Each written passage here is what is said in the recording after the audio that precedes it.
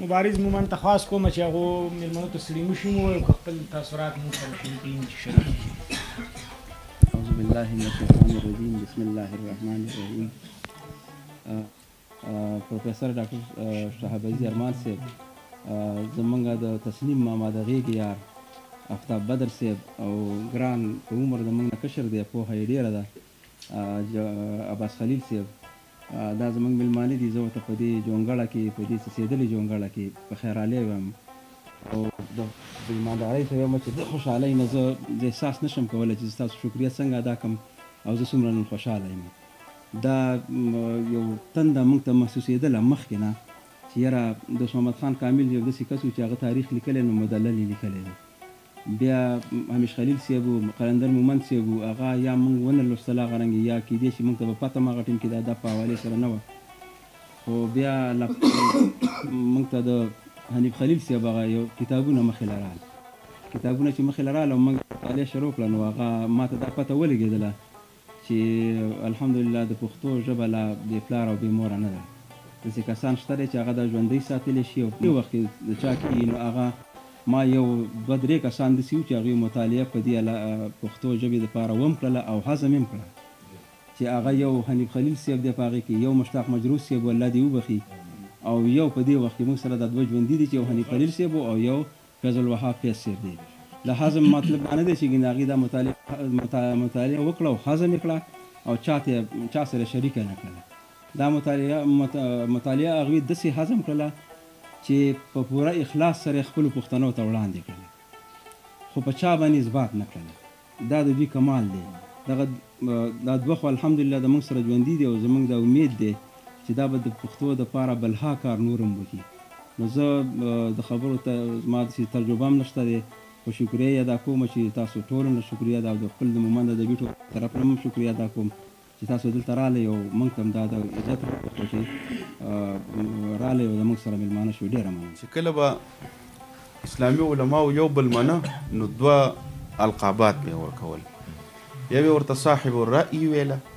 پښتو کې موږ ته صاحب الرأي که نه، او یا به یې ورته مجتهد وقت ویلي. نو د دواړو تشریح به زه داسې وکړم چې صاحب الرأي هغه سړي دپاره خطاب مقررو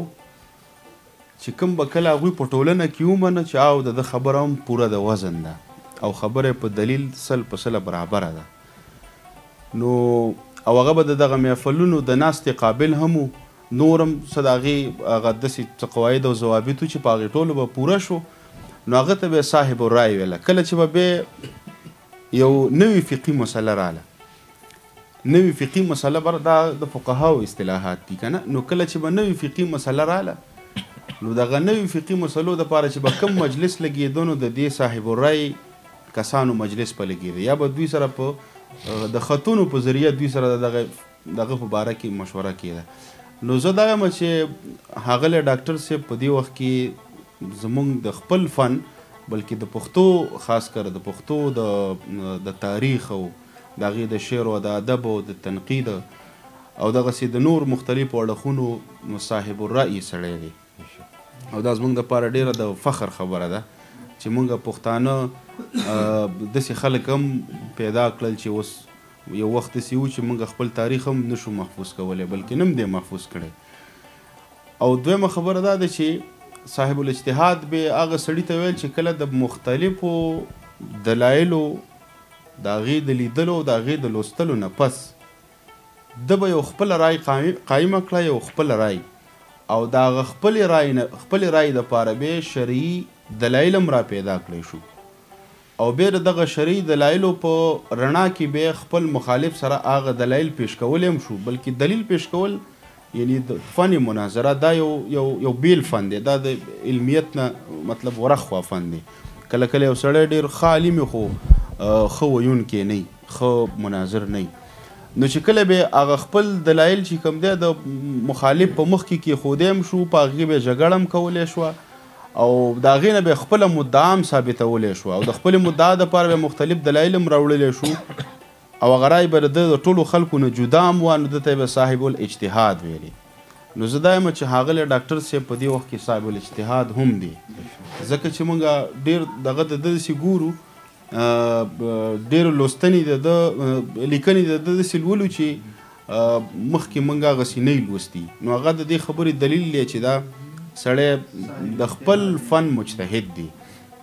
مجتهد هم ورته موږ ویلی شو د خپل فن زه د خبرو لکه څنګه چې مبارز صاحب خبر وکړه زه د ډېرو خبرو عادت نه یم او نه چا رسې ډېر ګړولی یم که نه خو بهرحال شعر رانه خلک اوري او بس زه هم په هغې اکتفا کوم نو خبرې به مې شاید داسې ګډې وډې خو زه بس هغه را سره گزاره کوئ او د ښاغلي ډاکټر صاحب په دا روانې چې کومې دغه دي د څه ورته وایي چې هغه کوم هلې ځلې دي روانې نو په هغې کې هغه کومې شرحې دا دغه کوي نو زه ډېر په دغه باندې ګورم خاص کر د شهدا صاحب د شهدا صاحب په حواله باندې زما دا سوچ و چې یاره د سړي به ښه شاعري کړي شاید خو موږ لا اوسه پورې نه پوهېږي چې ښه به وي که به نه او زما په شمول به شاید د ډېرو خلکو دغه رای وه نو موږ هغه د دې وخت کې موږ هغه یو ډډې ته کړی وو نو ډاکټر صاحب هغه رامخې ته کو ډېر په ښه انداز باندې انشاءالله دا به په آینده کې ډېره ښه نتیجه چې کوم دی هغه ظاهروي نو موږ له دا شوق پیدا که ما بیګم هغه انور څه نوم دی انور لالا دی که څه هغه دغه والا انور خان هغه سه مې بیګا مې ورسره په وټساپ باندې دغه وکړو چې ما له شهدا صاحب دغه راکړه تشریحات او د هغه چې څومره څه تاسو دي ټول ما لره یعنې په دې کې زما چې دا دلچسپي پیدا شوه دا د ډاکټر صاحب تبرکات دي نو په دې وخت کې ډېر ښه کار کوي او زموږ دپاره فخر دی الله دې راته ژوندی لري نن ډاکټر حنیف خلیل د 500 کالو شو چې باقاعده طور نن په پېښور کې د هغه ګولډن جوبلي ورځ په مناسبت سره پښتو ادبي ټولنې د مشاعرې غونډې تابع کړې ده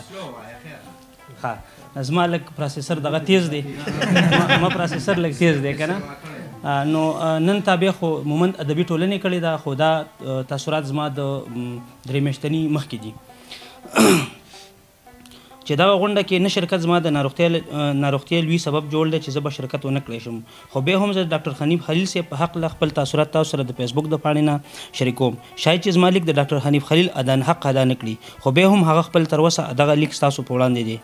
ډاکټر حنیف خلیل زه د ډېر وخت نه د کتاب او د لیک په حواله پیژنم او 4 کاله وړاندې مې په یو پروګرام کې پېښور کې د لږ وخت دپاره لیده کتنه شوې وه خو بیا هم هغه سره زما سره رسمي پېژنګلو نشته او نه ما پیژني خو د کتاب په حواله هغه زما استاد دی چې چونکې اوس مې سره تعارف شوی دی ډاکټر حنیف خلیل که هر څو په قایزم یونیورسټۍ کې د تاریخ ښودنه کوي خو بل پلات پښتو ادب ته یو لوی کار کړی دی او لا لګیا دی او په پښتو ادب کې کار کوي او پښتو ادب ته د کتابونو په شکل کې لویه پنګه ورکړې ده چې دغه کتابونو د پنګې نه پښتانه محصلین زده کړه کوي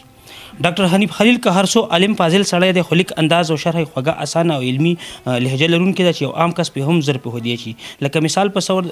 لکه د مثال په طور د کاظم خان شهدا د شاعري شرح د خپل فیسبوک د پاڼې نه خپروي چې په اسانه او په جامع تشریح باندې شوق او ذوق والا لازم ګوري چې دغې له کبله د پښتو ادب زده کوونکي د ډاکټر حنیف خلیل لیک کتابونه زیات خوښوي ډاکټر حنیف خلیل په حوالې سره څومره توصیفي لیک وکړی شي نو دا به کمه وي خو بیا هم ډاکټر حنیف خلیل صاحب پښتو ژبې ته ډېر څه ورکړل چې په پښتو ژبه یې ډېر احسان وکړو کله هم ډاکټر حنیف خلیل لکه د نور چاپشان دا نه دي ویل چې ما په پښتو ژبه احسان کړی دی نن که ډاکټر حنیف خلیل صاحب موږ وستایو او هغه ته ډاډ ورکړو نو امید لرم چې